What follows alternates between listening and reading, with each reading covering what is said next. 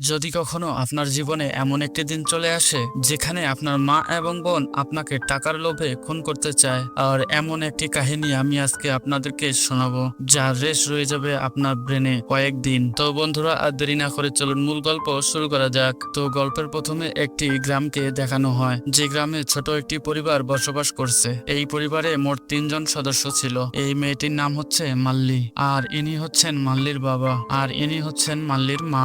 এই পরিবারটা খুবই গরিব, তবে আগে এরা এতটা গরিব ছিল না। তো যাই হোক, এখানে মাল্লির বাবা মা দুজনে মিলে তুলো বানানোর কাজ করছে। ঠিক ওই সময় একটি সাধু এসে তাদেরকে বলে, আরে পাগলা, তোরা আর কতকাল গরিব থাকবি? তোদের পরিবারের দুঃখ কষ্ট আর থাকবে না, তোরা অনেক বড়লোক হয়ে যাবি, আর তোরা যা ধরবি তাই সোনা হয়ে যাবে, আর তোদের বাড়িতে সোনার বর্ষণ হবে। তোরা যদি এটা ধরে রাখতে পারিস তাহলে তোদের পরিবারে আর কোনোদিন অভাব থাকবে না, আর তোরা যদি লোভে পড়ে যাস তাহলে তোদের পরিবারে অনেক কষ্ট নেমে আসবে। আর আমি যা বলছি সব সত্য কথা, আমি কখনো মিথ্যা কথা বলি না। সাধু বাবার মুখ থেকে এমন কথা শুনে মাল্লি এবং তার মা বাবা সবাই বলে সাধুকে বাড়ি থেকে বের হয়ে যেতে। তার সঙ্গে তারা তাকে হুমকিও দেয় যে তারা যেন আর কখনো এই বাড়িতে না আসে। তখন সাধু বাবা বাড়ি থেকে চলে যায়। সাধু বাবা যখন মাল্লিদের বাড়ি থেকে বের হয়ে রাস্তা দিয়ে যাচ্ছিল, তখন তার সামনে দিয়ে একটি ছেলে রাস্তা দিয়ে হেঁটে যায়, আর ওই ছেলেটির নাম হলো চিন্নি। চিন্নি শহরে বড় হয়েছে, আর তার গ্রাম ঘুরে ঘুরে দেখার একটি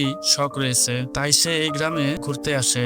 আর মাল্লিদের বাড়ির সামনে এসে দাঁড়ায় এবং মাল্লিদেরকে বলে যে আপনাদের বাসায় কি এক গ্লাস পানি খাওয়া যাবে? তখন মাল্লির বাবা তাকে ভেতরে আসতে বলে এবং তাকে পানি পান করতে দেয়। মাল্লির মা চিনিকে জিজ্ঞাসা করে যে তুমি কোথা থেকে এসেছো বাবা, এবং তোমার নাম কি বাবা? তখন চিন্নি তার নাম বলে এবং সে আরো বলে যে আমি শহর থেকে এসেছি, আর আমি গ্রামের উপর প্রতিবেদন করি এবং কার্টুন আঁকি। কাকিমা, আমার শরীরটা অনেক দুর্বল লাগছে, আমি সামনের গ্রামে যাব, আর সামনের গ্রামে যেতে অনেক রাত হয়ে যাবে। যদি আপনি কিছু মনে না করেন তাহলে আমি কি আপনাদের বাড়িতে একটি রাত কাটাতে পারি? তখন মাল্লির বাবা চিন্নিকে বলে, আমরা তোমাকে চিনি না, জানি না, কিভাবে তোমাকে রাতে থাকতে দেই বলো বাবা? তখন চিন্নি তাকে বলে, দেখেন, আপনারা আমাকে ভুল বুঝবেন না, আমি শুধু আজকের রাতটা এখানে থেকে কাল সকালে উঠেই চলে যাব।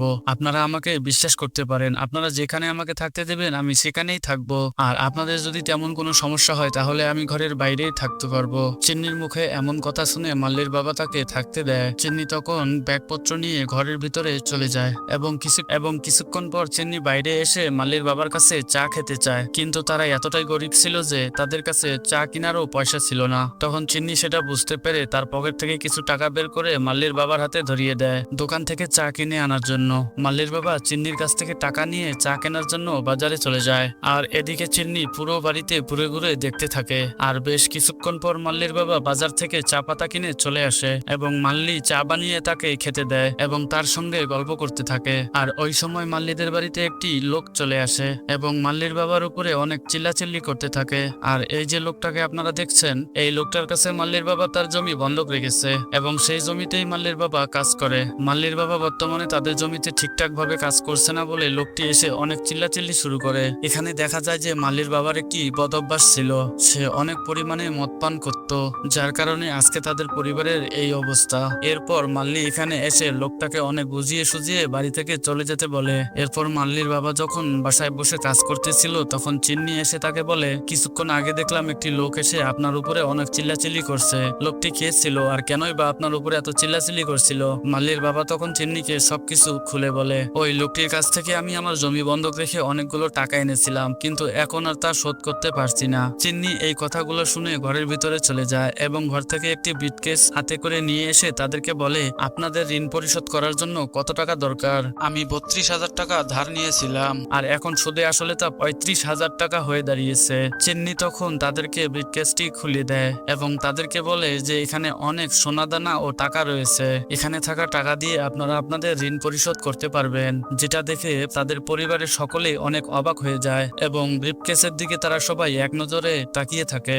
এবং মাল্লির চেহারা দেখে আমরা বুঝতে পারি টাকা এবং সোনার গহনা দেখে মাল্লি অনেক খুশি হয়ে গিয়েছে এবং তার ভিতরে অনেক লোভ তৈরি হয়ে গিয়েছে, কিন্তু এই বিষয়টা সে কাউকে বুঝতে দেয় না। মাল্লি তখন চিন্নিকে বলে, আমরা কি আপনাকে বলেছি যে আমরা সমস্যায় আছি আর আপনি আমাদেরকে ভিক্ষা দিতে চাচ্ছেন? চিন্নি তখন বলে, আপনারা অনেক ভালো মানুষ, তার জন্যই তো আপনারা একজন অচেনা মানুষকে বাড়িতে থাকতে দিয়েছেন। ঠিক তখনই মাল্লি এবং চিন্নির উপরে একটি টিকটিকি পড়ে যায়। তখন মাল্লির মা চিন্নিকে বলে, বাবা, এটা খুব খারাপ লক্ষণ, তোমরা দুজনেই তাড়াতাড়ি গোসল গোসল করে নাও। মাল্লির মায়ের একটা ধারণা যে যদি মানুষের শরীরের উপরে টিকটিকি পড়ে যায় তাহলে এটি অবশ্যই একটি খারাপ লক্ষণ। সেজন্য তাদের দুজনকে গোসল করতে পাঠিয়ে দেয়। এদিকে মাল্লি গোসল করছিল ও সোনার গহনার কথা মনে মনে চিন্তা করছিল, আর কল্পনায় দেখতে থাকে যে সে ওই সোনার গহনাগুলো পরে আছে আর চিন্নির সঙ্গে সে অনেক সুন্দর একটি সময় কাটাচ্ছে। এই বিষয়টা দেখে আমরা বুঝতে পারি মাল্লির ভিতরে বেশ অনেকটাই লোভ জন্ম নিয়ে নিয়েছে। আর এইদিকে চিন্নি তার গোসল শেষ করে এসে চুল ঠিক করছিল, সেখানে তখন মাল্লি চলে আসে। তখন চিন্নি মাল্লিকে বলে তুমি চাইলে গয়নাগুলো পরে দেখতে পারো। এই বলে চিন্নি ব্রিফকেস থেকে গয়নাগুলো বের করতে থাকে, আর এই গয়নাগুলো দেখে মাল্লির আবারও লোভ লাগতে শুরু করে। আর মাল্লির চেহারা দেখে আমরা বুঝতে পারি মাল্লি মনে মনে চিন্নির সঙ্গে শারীরিক কোনো সম্পর্ক করার চিন্তা ভাবনা করছে। তখন মাল্লি চিন্নির সামনে গিয়ে তার কাপড় উপরে তুলতে থাকে। এসব দেখে চিন্নির মাথা গরম হয়ে যায় এবং তাকে মারতে গিয়েও থেমে যায়। তখন চিন্নি মাল্লিকে বলে তুমি কি পাগল হয়ে গেছো? এসব কি করছো? তোমার কি কোনো লজ্জা শরম নেই? আমি এখানে আসার পর থেকে দেখছি তোমার নজর একটুকু ভালো না, আর তুমি আমার দিকে সবসময় ভুল উদ্দেশ্য নিয়ে তাকিয়ে থাকো। তখন মাল্লি চিন্নিকে বলে আমার পা কেটে গিয়েছে, তাই সেটা দেখানোর জন্যই আমার কাপড় উপরে তুলেছিলাম। আমার থাই দেখিয়ে তোমার কোলে উঠতে আমি চাইনি। আমি শুধুমাত্র আপনার গয়না পরতে চেয়েছিলাম বলে আপনি আমার চরিত্র নিয়ে কথা বললেন। সেখানে রাগারাগি করে মাল্লি তখন রুম থেকে বের হয়ে যায় এবং সেদিন রাতে চিন্নি মাল্লির মাকে গিয়ে বলে আজকে আমার মুরগির মাংস খেতে অনেক ইচ্ছা করছে। আজকে আপনি যদি আমাকে একটু মুরগির মাংস খাওয়াতেন তাহলে আমার অনেক ভালো লাগতো, কিন্তু তাদের কাছে মুরগি কেনার মতো সামর্থ্য ছিল না। তখন চিন্নি মাল্লির বাবাকে কিছু টাকা দিয়ে সবকিছু কিনে আনতে বলে, আর মাল্লির বাবা তখন বাজারে চলে যায় সবকিছু কিনে আনতে। আর এদিকে মাল্লি তখন ওই সাধুর কথা মনে মনে ভাবতে থাকে যে সাধু তাদেরকে বলেছিল এবং তাদের বাড়িতে অনেক সোনার বর্ষণ হবে। তখন মাল্লির মাথায় খারাপ এবং জঘন্য একটি চিন্তা ভাবনা চলে আসে, আর মাল্লি চিন্নিকে মেরে ফেলার সিদ্ধান্ত নেয় এবং এই বিষয়টা তার মাকেও বলে দেয়। তার মাকে বলে তোমার কি মনে আছে কিছুদিন আগে আমাদের বাসায় একজন সাধু এসেছিল এবং আমাদেরকে বলে গিয়েছিল আমরা অনেক তাড়াতাড়ি বড়লোক হয়ে যাব আর আমাদের বাড়িতে অনেক সোনার বর্ষণ হবে, আর আমরা যদি চাই তাহলে আজকে রাতেই সেটি করতে পারবো। মাল্লি তখন তার মাকে সব বলে। মাল্লি যখন তার মাকে এসব কথা বলছিল মাল্লির বাবা তখন বাজার থেকে এসে জানালার পাশে দাঁড়িয়ে সব কথাগুলো শুনছিল। এরপর মাল্লির বাবা ঘরে এসে বাজারগুলো সব মাল্লির মার হাতে দিয়ে দেয়। তখন মাল্লির মা মাল্লির বাবাকে বলে মাল্লি চিন্নিকে মেরে ফেলার সিদ্ধান্ত নিয়েছে, তাকে যদি আমরা মেরে ফেলি তাহলে আমরা অনেক বড়লোক হয়ে যাব। তখন মাল্লির বাবা বলে তাহলে চিন্নিকে মেরেই ফেলো। এরপর তারা তিনজনে মিলে বসে একটা প্ল্যানিং করতে থাকে যে কিভাবে তারা খুব সহজেই চিন্নিকে মেরে ফেলতে পারবে এবং কিভাবে মারলে তাদের কাজটা আরো অনেক সহজ হয়ে যাবে। এরপর মাল্লির বাবা তার মাকে বলে আমি কোনোদিন মাল্লির কোনো মনের আশা পূরণ করতে পারিনি, কিন্তু আজকে চিন্নিকে মেরে আমার মেয়ের মনের আশাটা পূরণ করে দেব। তোমাদের যা করা দরকার তোমরা তাই করো, আর আমার যতটুকু করার দরকার আমি করে দেব। এসব কথা বলেই মাল্লির বাবা সেখান থেকে চলে যায় এবং বাজারে এসে সে মদ খাওয়া শুরু করে। আর এইদিকে মাল্লি তার মাকে বলে আমাদের দুজনকেই এই কাজটা করতে হবে। তখন মাল্লির মা মাল্লিকে বলে আমরা দুজন মিলে চিন্নিকে মারতে পারবো না, আগে তোর বাবা আসু, তারপর তিনজন মিলে কাজটা করে নেব। মাল্লি তখন তার মাকে বলে বাবা হয়তো গিয়ে দেখো বাজারে বসে এখন মদ খাচ্ছে আর মাতাল হয়ে পড়ে আছে, যখন পর্যন্ত তার টাকা শেষ হবে না তখন পর্যন্ত সে মদ খেতেই থাকবে, আর আমরা যদি তার আশায় বসে থাকি তাহলে আমরা কখনোই চিন্নিকে মারতে পারবো না। তখন মাল্লির মা তার মেয়েকে বলে তোর হাত আমি রক্তাক্ত করতে চাই না, প্রয়োজনে আমরা অন্যভাবে তাকে মারবো। আমরা তার খাবারের প্লেটে ধুতরা পাতা মিশিয়ে দেব আর সেই খাবার খেয়েই চিন্নি সেখানেই মারা যাবে। যারা ধুতরা পাতা চেনেন না তাদেরকে বলে দেই ধুতরা পাতা এমন একটি গাছ যেটি খাবারের সঙ্গে মিশিয়ে দিলে খাওয়ার সঙ্গে সঙ্গেই সে মরে যাবে। ধুতরা পাতা মূলত বিষের কাজ করে। যাই হোক, এরপর মাল্লির মা বাইরে গিয়ে ধুতরা পাতা নিয়ে এসে খাবারের সঙ্গে মিশিয়ে দেয়, আর যখন চিন্নি খাবার খাবে ঠিক তখনই মাল্লির মা চিন্নিকে বলে বাবা তোমার হাতে অনেক ময়লা লেগে আছে, তুমি আগে হাতটা পরিষ্কার করে আসো, তারপর তুমি খেতে বসো। এখানে মাল্লির মার চেহারা দেখে আমরা বুঝতে পারি মাল্লির মায়ের এই জঘন্য কাজটি করতে অনেক ভয় লাগছিল এবং চিন্নির জন্য তার মনে অনেক মায়া হচ্ছিল, কারণ সেও তো একজন মা।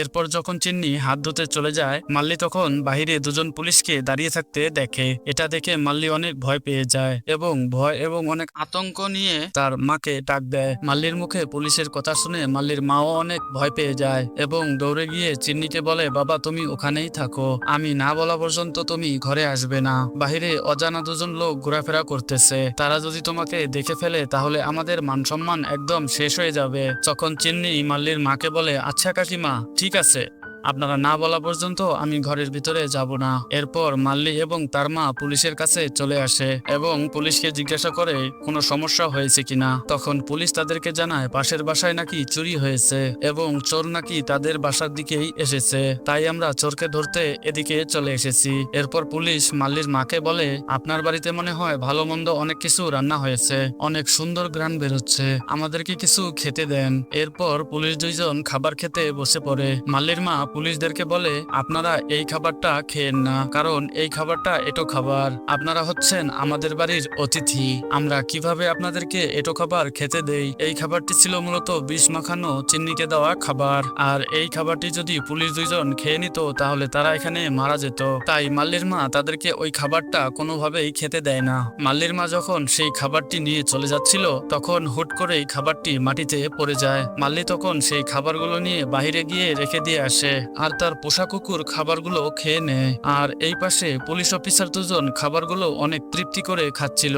খাওয়া শেষ করে বের হয়ে চলে যাবে তখন দেখে কুকুরটি ধুতরা পাতা মেশানো খাবার খেয়ে ওখানে মরে পড়ে আছে। পুলিশ তখন কুকুরটিকে দেখে তাদেরকে জিজ্ঞাসা করে, কুকুরটি তো একটু আগেই ডাকছিল, এখন এভাবে এখানে পড়ে আছে কেন? তখন মাল্লি ভয়ে ভয়ে তাদেরকে বলে যে কুকুরটি রাতের খাবার খেয়ে এখানে শুয়ে পড়েছে আর এখন মনে হয় কুকুরটি ঘুমিয়ে পড়েছে। পুলিশ তখন এই বিষয়টিকে পাত্তা না দিয়ে সেখান থেকে বের হয়ে চলে যায় আর এই যাত্রায় চিন্নি তাদের হাত থেকে প্রাণে বেঁচে যায়। আর মাল্লি কুকুরটিকে নিয়ে মাটি চাপা দিতে যাবে ঠিক তখনই চিন্নি সামনে চলে আসে আর মাল্লিকে বলে, কুকুরটির কি হয়েছে, ওকে এভাবে তুমি কোথায় নিয়ে যাচ্ছ? মাল্লি তখন ভয়ে ভয়ে বলে, কুকুরটি হয়তোবা ঘুমিয়ে পড়েছে, তাই ওকে শুয়ে দিতে যাচ্ছি। এরপর মাল্লি কুকুরটিকে মাটি চাপা দিয়ে দেয়। মাল্লি যখন দেখতে পারলো যে ধুতরা পাতা খাইয়ে চিন্নিকে মারতে পারেনি তখন মাল্লি হাতে একটি ছুরি নিয়ে তাকে জবাই করে হত্যা করার জন্য সামনে এগিয়ে যেতে থাকে। তখন মাল্লির মা তাকে এই কাজটি করতে বাধা দেয়। মাল্লি তখন তার মাকে বলে, মা আমাকে তুমি বাধা দিও না, আজকে যদি আমি চিন্নিকে মারতে না পারি তাহলে আজীবন আমরা গরিব হয়েই থাকবো, কোনোদিনও আর আমরা বড়লোক হতে পারবো না। আর এখন পর্যন্ত তোমরা আমার বিয়ে দিতে পারোনি এই টাকা পয়সার জন্যই, তাই আজকে আর আমাকে তোমরা বাধা দিও না। মেয়ের মুখে এমন কথা শুনে তার মা তার হাতটি ছেড়ে দেয়। তখন হাতে ছুরি নিয়ে মাল্লি ধীরে ধীরে তার দিকে এগিয়ে যায় এবং তার পাশে গিয়ে বসে তাকে জবাই করার জন্য। আর এপাশে যখন মাল্লির বাবা দোকানে বসে মদ খাচ্ছিল তখন সেখানে থাকা একটি লোক মাল্লির বাবাকে বলে, আজকে আমি তোমাকে একটি খুশির সংবাদ দিব, যে সংবাদ শোনার পর তোমার নেশা কেটে যাবে এবং তুমি অনেক খুশি হয়ে যাবে। এবং লোকটি মাল্লির বাবাকে সবকিছু খুলে বলতে থাকে। আর আমাদের ফ্ল্যাশব্যাকে দেখানো হয় চিন্নি এই মদের দোকানে এসে বলে, সুব্বানের ছেলে চিন্নি আমি। তার মুখে এ কথা শুনে সেখানকার থাকা দুজন লোক দাঁড়িয়ে যায়। তুমি কি সেই ছেলে যে কিনা ছোটবেলা বাড়ি থেকে পালিয়ে গিয়েছিলে? এরপর চিন্নি তাদেরকে সবকিছু খুলে বলে এবং চিন্নি যে ফিরে এসেছে এটি যেন তার বাবা মাকে না বলে, কারণ চিন্নি কিছুদিন বাসায় থেকে তার বাবা মাকে সারপ্রাইজ দিতে চেয়েছিল। এরপর দৃশ্যটি বর্তমানে ফিরে আসে এবং লোকটির মুখে এসব কথা শুনে দোকান থেকে তাড়াহুড়ো করে বাড়ির উদ্দেশ্যে বের হয়ে চলে যায়। কিন্তু এদিকে তো সবকিছু শেষ হয়ে গেছে। মাল্লি নিজের অজান্তেই নিজের ভাইকে নিজের হাতে খুন করে ফেলেছে। এদিকে যখন মাল্লির বাবা বাড়িতে এসে পৌঁছায় এর আগেই সবকিছু শেষ হয়ে যায় আর ছেলেকে এভাবে পড়ে থাকতে দেখে তার নাম ধরে ডাকা শুরু করে। আর এই বিষয়টা দেখে মাল্লি এবং মাল্লির মা অনেক বেশি অবাক হয়ে যায়। মাল্লির বাবা তার কপাল চাপড়াচ্ছে আর সবকিছু তাদেরকে খুলে বলছে, চিন্নি আসলে আর কেউ নয়, আমাদের হারিয়ে যাওয়া সেই ছোট ছেলে যে কিনা এত বছর পর আমাদের কাছে আবার ফিরে এসেছিল আর আমরাই তাকে টাকার লোভে আজকে মেরে ফেলেছি। মাল্লির বাবার মুখে এসব কথা শুনে তারা সবাই ইমোশনাল হয়ে পড়ে ও অনেক কান্নাকাটি শুরু করে। এরপর আমাদের আবারও ফ্ল্যাশব্যাক দেখানো হয় ছোটবেলায় চিন্নি মাল্লির চুল কেটে দেওয়ায় তার মা তাকে অনেক বকাঝকা করে আর চিন্নি ভয় পেয়ে বাড়ি থেকে পালিয়ে যায়। সেদিন থেকে আর কোনোদিনই চিন্নি বাড়িতে ফেরেনি। এরপর দৃশ্যটি আবার বর্তমানে ফিরে আসে। তখন মাল্লি বলে, এই সব কিছু আমার জন্যই হয়েছে, আমি আমার নিজের অজান্তেই আমার ভাইকে মেরে ফেলেছি। এরপর মাল্লির মা সেই ধুতরা পাতা মিশানো খাবার নিজেই খেতে শুরু করে এবং তার খাওয়া দেখে মাল্লিও খেতে শুরু করে এবং সাথে সাথে তার বাবাও সেই খাবার খেতে শুরু করে। এরপর মাল্লির বাবা সেখানে তাদের উপরে তুলো ফেলে দিয়ে তার উপরে আগুন ধরিয়ে দেয় এবং সারা বাড়িতে আগুন লেগে যায়। তাদের পুরো ফ্যামিলিটাই আগুনে পুড়ে শেষ হয়ে যায়। আর এখানেই এই মুভিটা শেষ হয়ে যায়। তাই আপনাদেরকে বলছি, আমাদের কখনোই লোভ করা উচিত নয়। লোভ আমাদেরকে খারাপের দিকে নিয়ে যায়, ভুল সিদ্ধান্ত নিতে বাধ্য করে, এবং এর থেকে লাভের চেয়ে আপনার বরং ক্ষতিই বেশি হবে। আর আপনি যদি এইরকম মুভির সুন্দর সুন্দর এক্সপ্লেনেশন পেতে চান, তাহলে অবশ্যই আমাদের এই চ্যানেলটি সাবস্ক্রাইব করে রাখবেন ও সঙ্গে একটি লাইক দিয়ে দিবেন। ধন্যবাদ সবাইকে পুরো ভিডিওটি দেখার জন্য। পরবর্তী ভিডিও দেখার আমন্ত্রণ জানিয়ে আজকে আমরা বিদায় নিচ্ছি। আল্লাহ হাফেজ।